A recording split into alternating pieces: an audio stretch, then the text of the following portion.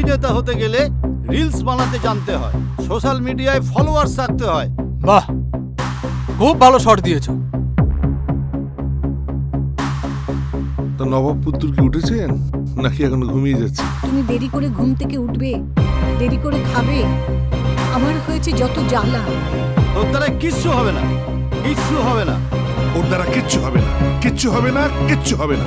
কি হবে? তুই এত রাতে কি হয়েছে? দূর, ভালো লাগে না।